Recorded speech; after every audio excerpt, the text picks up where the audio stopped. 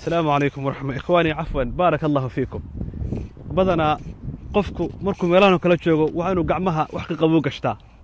marka waxa qabow hadaad ku qabato bahalka iska dhacaya barakallahu fiikum walaalayaal waxaan rabaa inaan idinka digo oo idinka isla markaana idinku bishaareeyo nabigu calayhi salaatu wasalaam ducadii uu isagu naftiisa uu ku ducaysan jiray every day salaad kasta bal nabigu calayhi salaatu wasalaam asxaabtu amray culimadu qaarkood waxay ku tageen in ay waajib tahay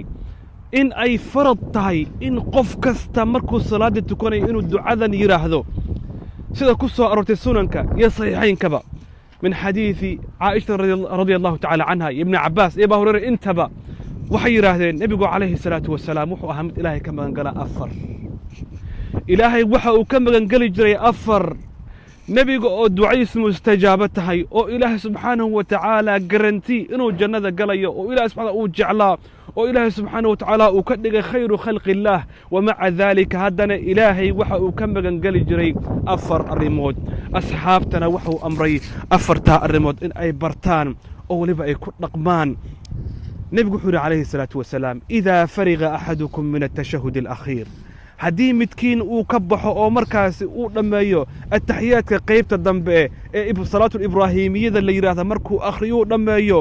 ha yiraahdo ilaahay ha ka magan galo falyata'awwad billahi min arba'in ilaahay afar ha ka magan galo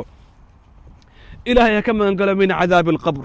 allah wa awwal manazil al-akhirah wa guryaha ugu horeeya aakhira marka aad timaado lagu qaban doono ma waxay ku noqon doontaa rawdatun min riyaad al-janna mise wuxuu ku noqon doonaa qabrigu xufratu min xufar النار ma qabrigu wuxuu ku noqon doonaa meel aad ku raaxaysato oo darashada jannada lagaaga furo mise meel hoogaada iyo halaagaada uu ka bilowdo ayuu qabrigu noqon doonaa ilaahu yiri subhanahu wa ta'ala wa min waraa'ihim barzakh wa min waraa'ihim barzakhun ila yawmi yub'athun dadka qaar baa xayaatul barzakh xayaatul qabr qabriga ku jiri doona ilaa maalinta la isa soo saarayo haddaba ilaahay ka magan gal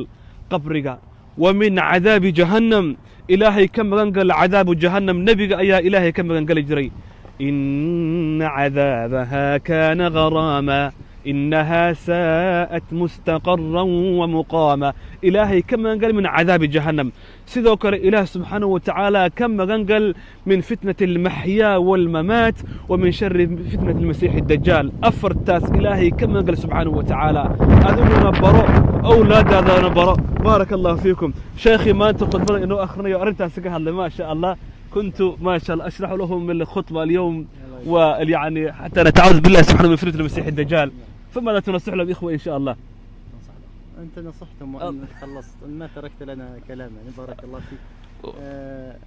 أخي نعم لحظة بركة والله إن شاء الله إله سبحانه وتعالى حفظه وأن يكسر نقدنا إن شاء الله تعالى السلام عليكم ورحمة الله تعالى وبركاته.